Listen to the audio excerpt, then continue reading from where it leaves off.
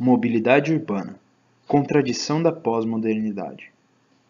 Podemos estabelecer alguns paralelos entre os conceitos de espaço urbano e território.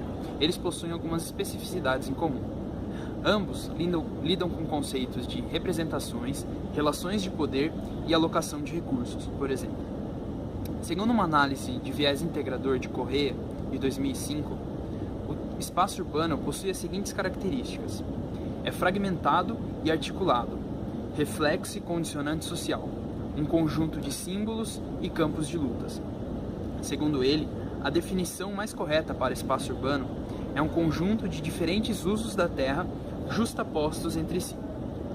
Transferindo esses conceitos para o tema da mobilidade urbana, podemos inferir o seguinte questionamento: de que forma ocorrem as relações entre delimitações espaciais com diferentes funções da terra dentro do espaço urbano? Fatores físicos e fatores não físicos concorrem para explicar as relações intraurbanas. Relações de poder conectadas com os conceitos de política e Estado, identificação cultural com um certo local, restrições espaciais expressas e mobilidade urbana são alguns dos exemplos.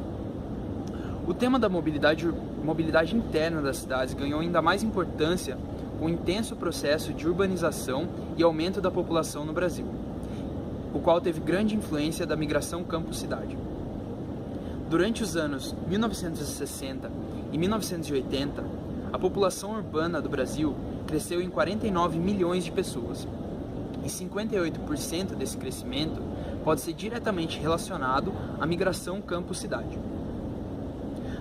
Porém, vale ressaltar que as migrações urbanas internas, segundo Brito, também concorreram para esse processo. Segundo ele, as migrações internas, frutos dos desequilíbrios econômicos e sociais nas regiões de origem, acabavam por reproduzi-los nas regiões de destino. Vale ressaltar também que, segundo Brito, os países em desenvolvimento geralmente tendem a um processo de urbanização, mas no caso específico brasileiro, esse processo ocorreu muito rápido, o que fez com que os fenômenos de urbanização e metropolização ocorressem quase que simultaneamente.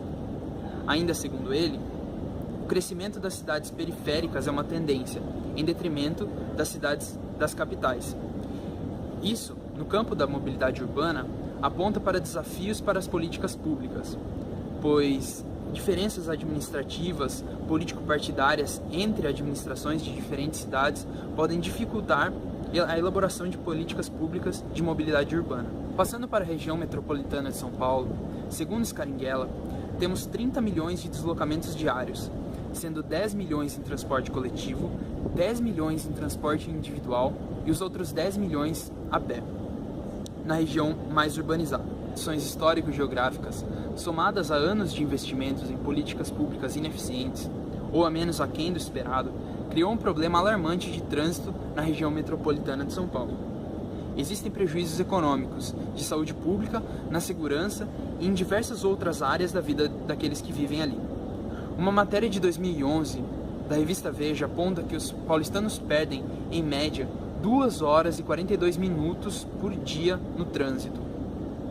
Em virtude disso, cerca de 8% do PIB da cidade do ano de 2008 foi simplesmente perdido em razão do trânsito, segundo uma pesquisa da FGV.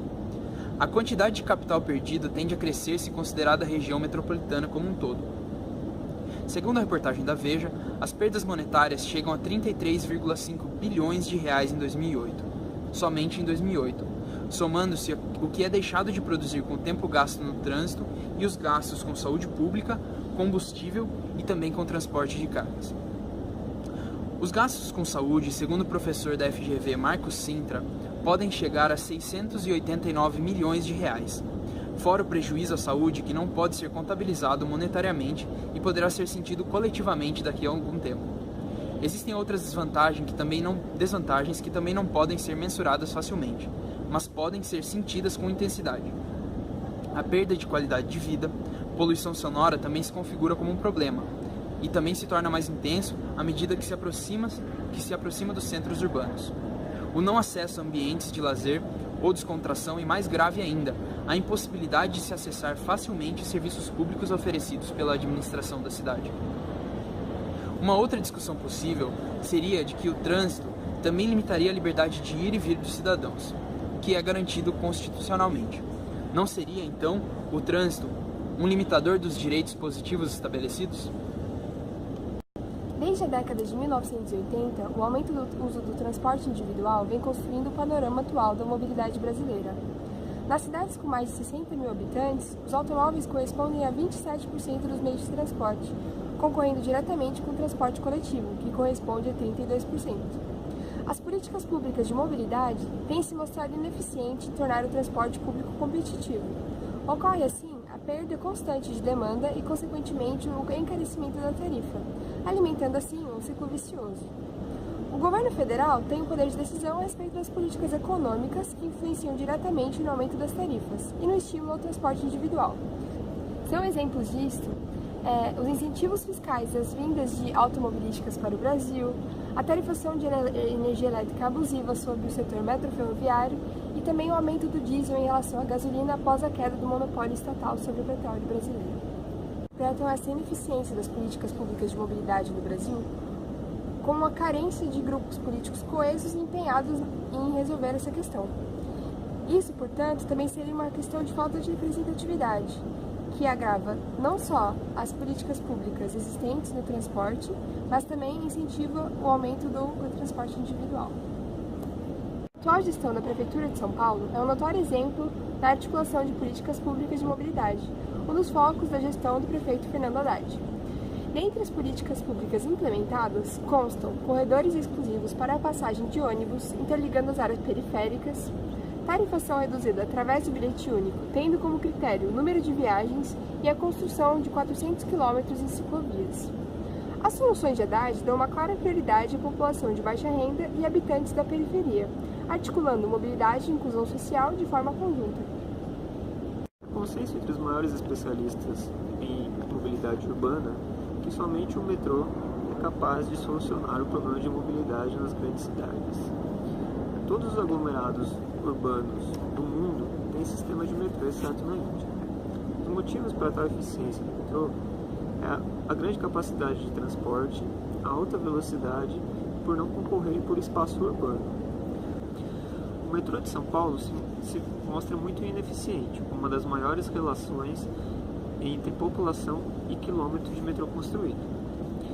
Sendo assim, São Paulo é uma das capitais onde se demora mais para as pessoas se deslocarem do trabalho para casa.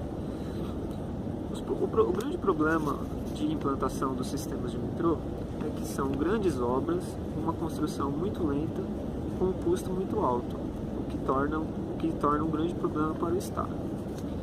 Sendo assim, uma das soluções apresentadas são as PPPs, parcerias público-privada, onde é dado uma concessão a uma empresa privada pela operação da linha. A linha 4 amarela do metrô está sendo operada neste momento.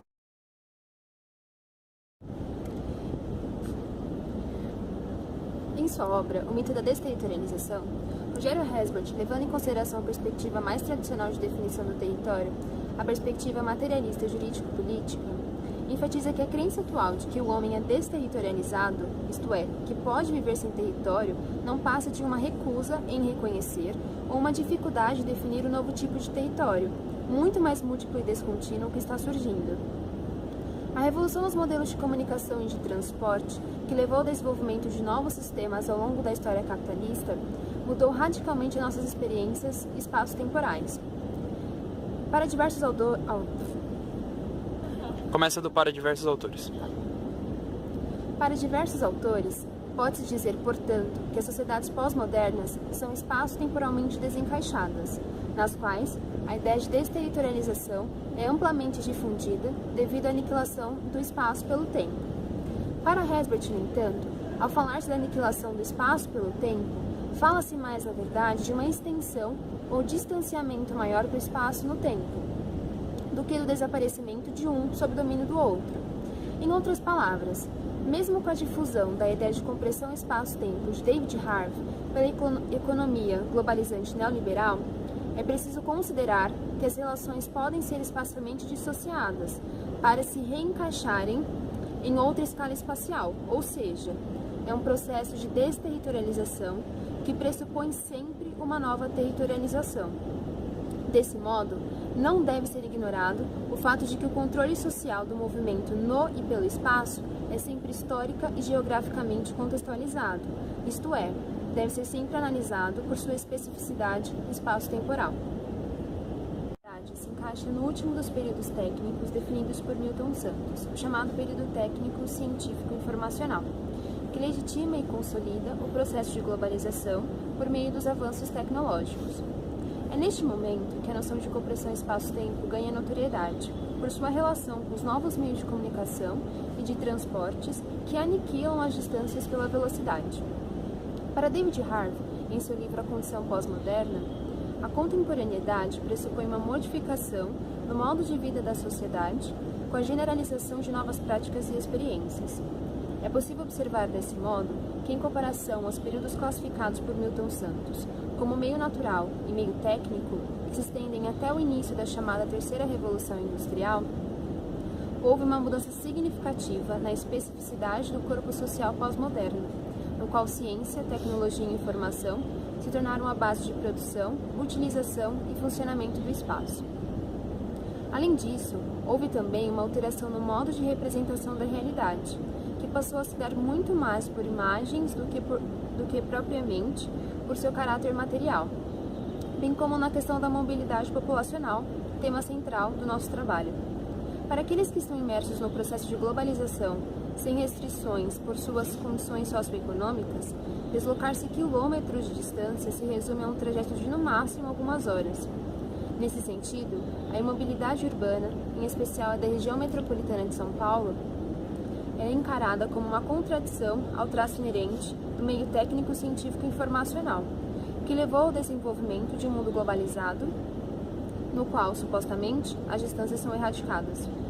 Os custos com a passagem do transporte coletivo, os congestionamentos frequentes de veículos e o de pedestres em áreas centrais, por exemplo, são fatores determinantes para apontarmos tal contradição de espaço, tempo e distância na pós-modernidade.